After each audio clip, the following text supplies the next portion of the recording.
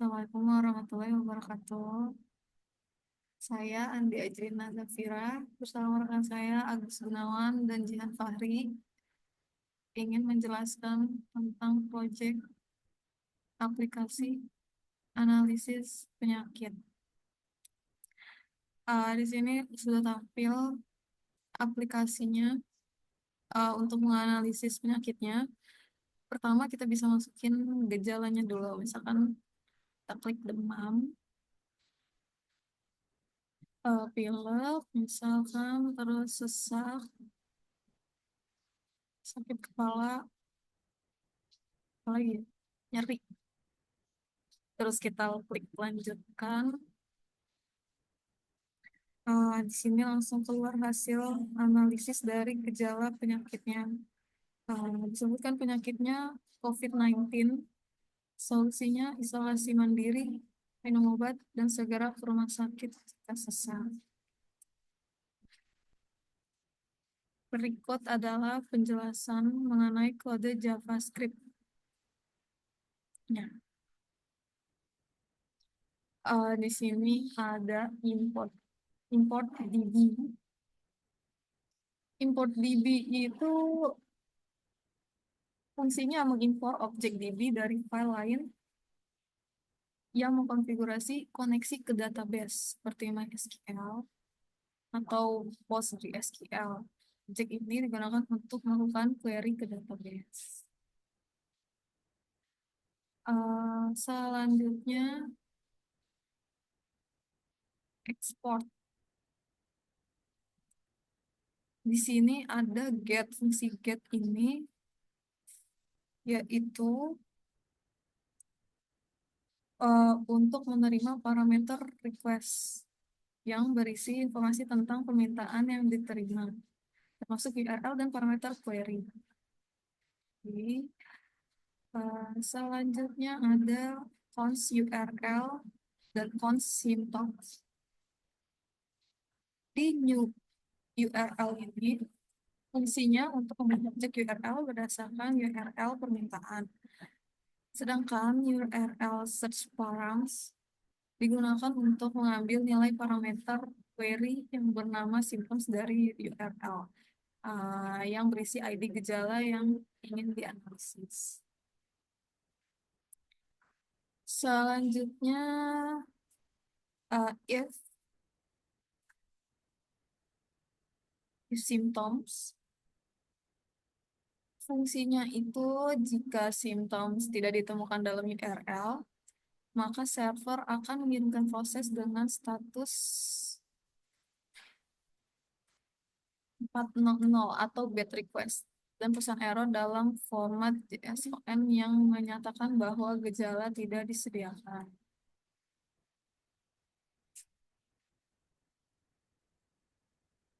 Untuk yang const rows,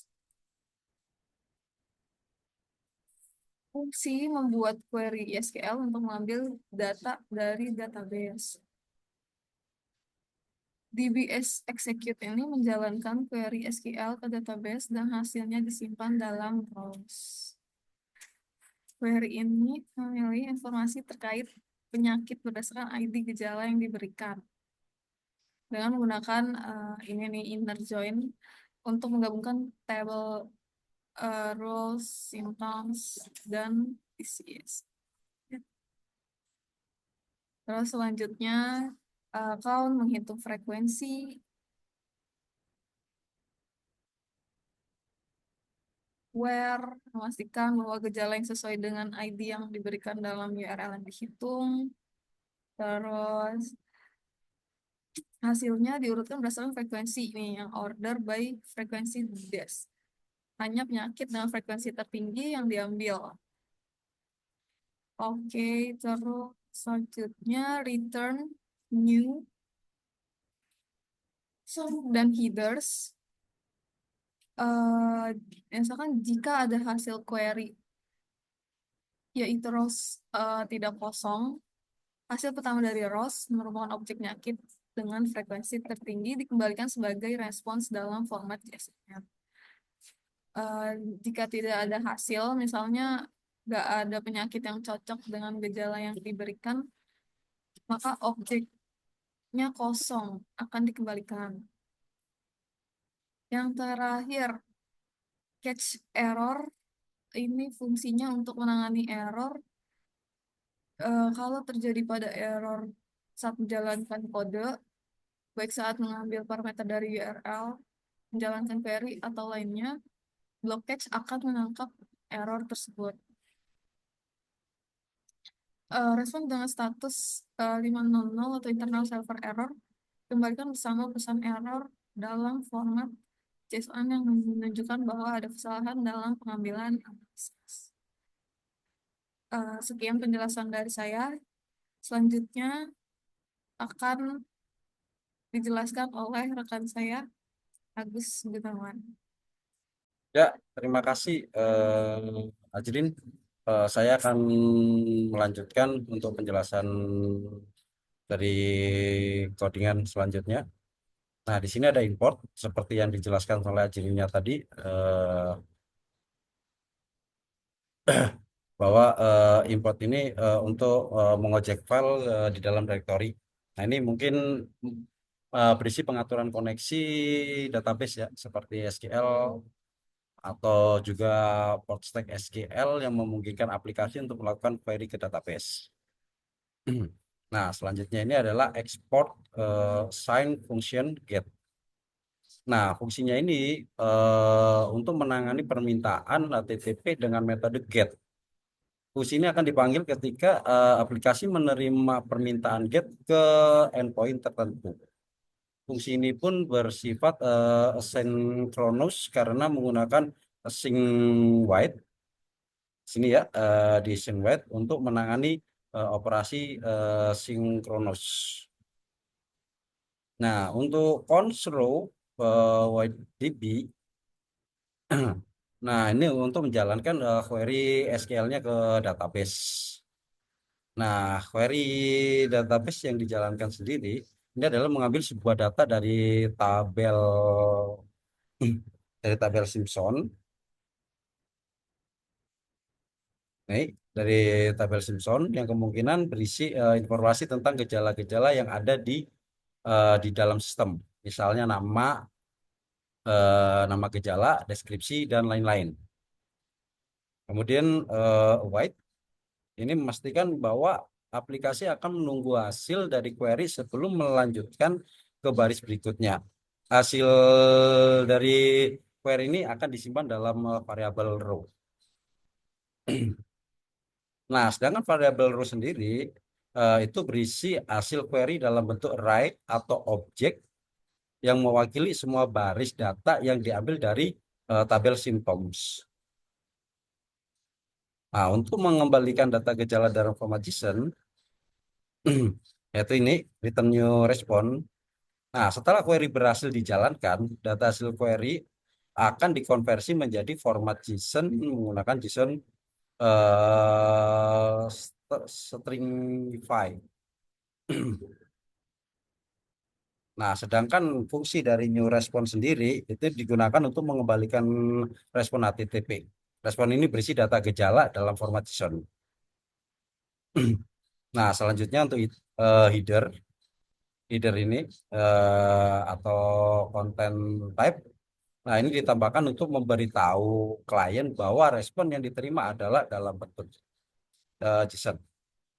Nah, ini adalah catch error. Nah, ini adalah cara untuk menangani catch error. Jika terjadi kesalahan pada saat mengambil data gejala, misalnya kesalahan-kesalahan seperti koneksi database atau query, nah block catch ini akan menangkap error tersebut. Nah, dengan adanya status 500 atau kode 500 ini adalah internal server error. Ini akan dikembalikan beserta pesan error dalam format JSON yang menyatakan bahwa terjadi kesalahan saat mengambil data gejala. Nah, status 500 ini sendiri menunjukkan bahwa kesalahan berasal dari sisi server, bukan permintaan klien. Nah, berikut penjelasan dari saya. Untuk penjelasan selanjutnya akan dilanjutkan sama rekan saya yaitu Jian Fahri. Saya Jian Fari dengan NPM 2021 4350 2606.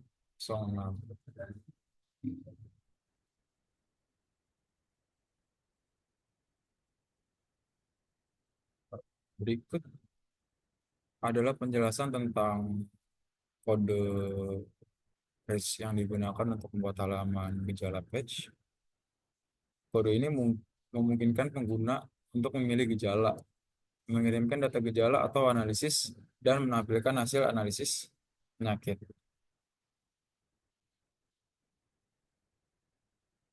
Lalu di sini ada search, yaitu menyimpan nilai input, carian untuk gejala, lalu ada gejala list, menyimpan daftar gejala yang diperoleh dari API, lalu ada slash gejala, menyimpan gejala-gejala yang dipilih oleh pengguna. Lalu ada show result, menentukan apakah hasil analisis harus ditampilkan. Lalu ada analisis result, menyimpan hasil analisis penyakit berdasarkan gejala yang dipilih. Lalu ada is loading, menandakan apakah data sedang dalam proses pemrosesan, misalnya saat sedang menunggu hasil analisis. Lalu di sini ada use effect untuk mengambil data gejala.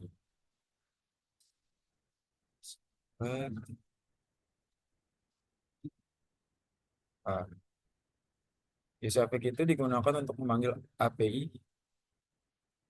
gejala ketika komponen pertama kali dimuat. Lalu ada data gejala yang diterima dari API akan disimpan dalam gejala list menggunakan set gejala list. Jika terjadi kesalahan dalam pengambilan data atau error tersebut akan ditangani dan dicetak ke konsol.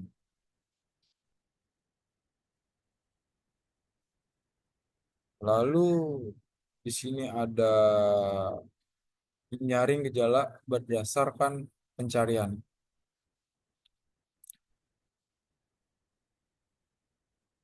Di sini ada filter gejala digunakan untuk memfilter daftar gejala berdasarkan pencarian yang dilakukan pengguna. Setiap nama gejala akan dicocokkan dengan input pencarian yang dimasukkan pengguna dalam kolom pencarian.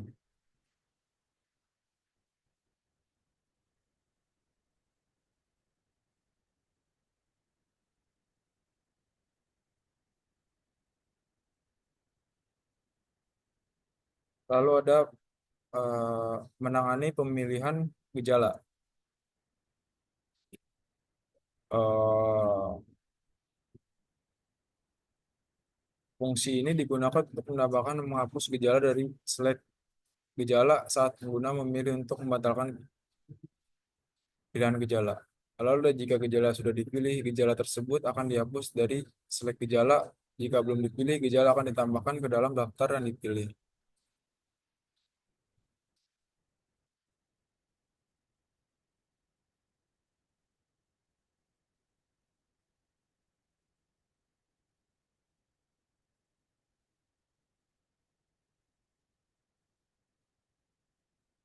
Lalu lalu ada ini mengirimkan data gejala untuk analisis dan submit. Eh, di sini mengirimkan daftar ID gejala yang dipilih oleh API analisis. Lalu ada select ID adalah array yang berisi ID gejala yang dipilih.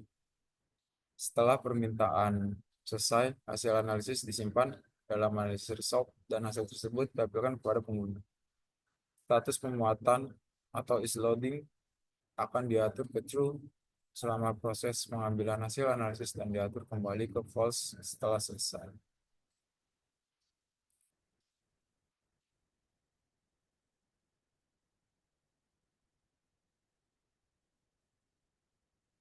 Lalu ada menangani riset. Fungsi yang riset digunakan untuk mengatur ulang semua step terkait penghapusan dengan gejala hasil analisis atau pemuatan dan atau hasil status pemuatan. Eh, dan berikut komponen dari rinse halaman. Ada input pencarian. Input pencarian itu digunakan dapat mengetikkan nama gejala yang ingin dicari. Lalu ada daftar gejala yang disering berdasarkan pencarian ditampilkan dan pengguna dapat memilih gejala dengan mencentang checkbox. Lalu ada tombol lanjutan. Tombol ini mainkan pilihan gejala untuk dianalisis. Tombol ini akan menampilkan animasi loading jika sedang dalam proses pengambilan data. Ada tombol reset, tombol untuk menghapus semua pilihan dan hasil analisis. Setelah analisis selesai, hasil akan ditampilkan yang mencakup nama penyakit dan solusi yang disarankan. Jika tidak ada hasil yang cocok, pesan yang menyatakan tidak ada diagnosa yang cocok akan ditampilkan. Sekian dari kami. Bila ada kesalahan kata, mohon dimaafkan. Wabillahi taufiq wal hidayah. Wassalamualaikum warahmatullahi wabarakatuh.